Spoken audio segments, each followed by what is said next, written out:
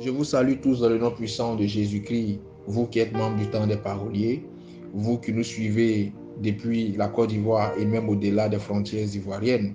Que la grâce et la faveur du Seigneur soient sur vous.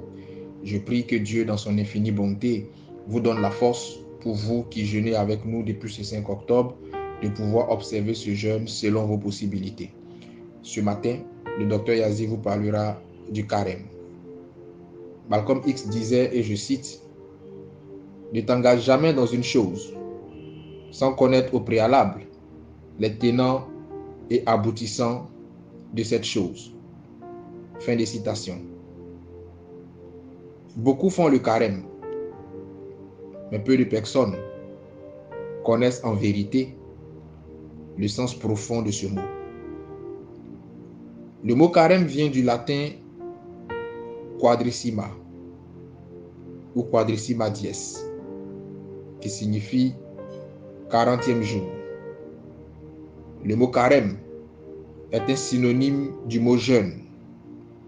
Et ce mot n'est pas un mot propre aux musulmans, comme on pourra le croire, ou propre aux chrétiens catholiques, comme on a tendance à le penser. Le fait que tu jeûnes aujourd'hui pendant 40 jours est un carême que tu es en train de faire. Sauf que ce carême-là n'intervient pas avant Pâques, mais il annonce la fin de ton année selon le calendrier grégorien.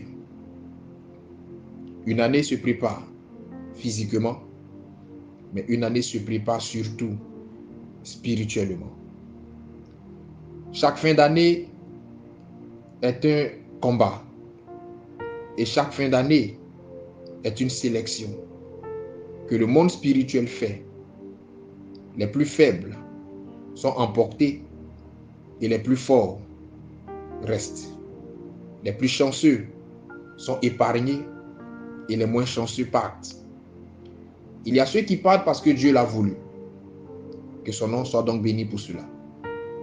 Et il y a ceux qui partent parce que le monde des ténèbres, les puissances occultes, les hommes animés de desseins machiavéliques ont tout mis en œuvre pour précipiter ces personnes dans le gouffre à travers des maladies, des accidents et bien d'autres fléaux. Il est donc important que tu prépares ta fin d'année dans le jeûne, dans la prière, dans la consécration. La Bible déclare que nul n'entre dans la maison d'un homme fort sans l'avoir lié d'avance. N'attends pas d'être à 2 pas de 2023 avant de te précipiter dans la prière ou dans le jeûne. C'est maintenant que tu dois prendre tes dispositions. Au-delà des dangers, tu as des objectifs, tu as des attentes concernant l'année 2023. Tu n'as peut-être pas tout obtenu en 2022. Tu n'as peut-être pas réussi à atteindre certains objectifs en 2022. Le plus important n'est pas de te décourager, mais de te fixer ces objectifs à nouveau et de te donner les moyens de les atteindre en 2023. Car chaque année que Dieu nous donne, chaque jour que Dieu nous permet de voir ou de vivre est une opportunité pour atteindre un objectif de vie. Je t'exhorte donc à faire ce jeûne du mieux que tu peux, en toute conscience et en toute responsabilité. Ce n'est pas une obligation que tu fasses les 40 jours. Si tu peux le faire, que le Seigneur te bénisse pour cela. Mais pour toi qui feras 20 jours, pour toi qui en feras 30, pour toi qui pourras faire même 2 ou 5 ou 7 jours, quel que soit le nombre de jours que tu pourras faire, fais-le sincèrement, d'un cœur et d'une âme disposés. C'est en cela que le Seigneur te bénira.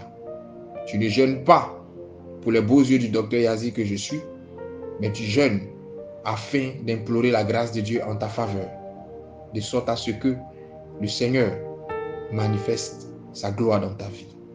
Que le Seigneur vous soutienne, que le Seigneur vous accorde la force de pouvoir résister à la tentation de la nourriture et à pouvoir observer ce jeûne afin d'obtenir ce que vous attendez de sa part.